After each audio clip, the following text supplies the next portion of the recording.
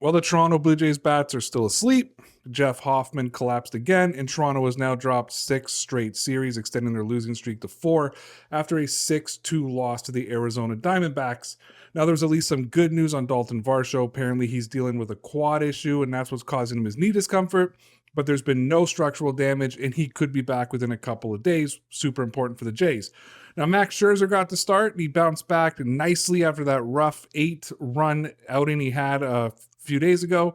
He went 6 innings, allowing just 2 runs, and that's now 4 straight quality starts from the rotation, which is one of the only few positives the Blue Jays have right now.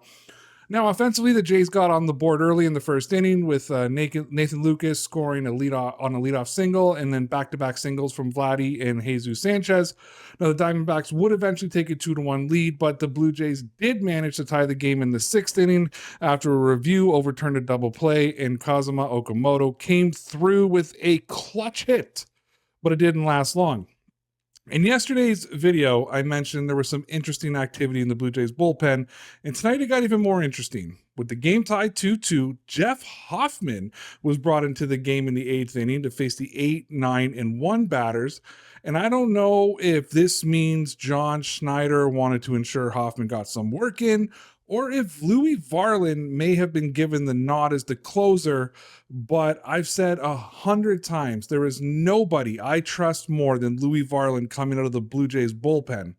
Now, Hoffman came into the game and he immediately loaded the bases with nobody out, and the very next batter, Corbin Carroll, hit a grand slam in a 2-2 game in the 8th inning, turned into a 6-2 lead, and that was the ball game for the Blue Jays. The story of the Blue Jays season has been not taking advantage of opportunities. The Blue Jays came into Saturday's game 10th in batting average, but they have not been consistently hitting when it matters the most. Though they're a top 10 team in batting average, they're 21st in on-base percentage and 26th with runners in scoring position, and they were 2 for 8 tonight. And the other story is Jeff Hoffman is going through it, and if you're John Schneider, you can't just walk away from him being a closer or at least a high-leverage pitcher, but you also have to protect a struggling offense.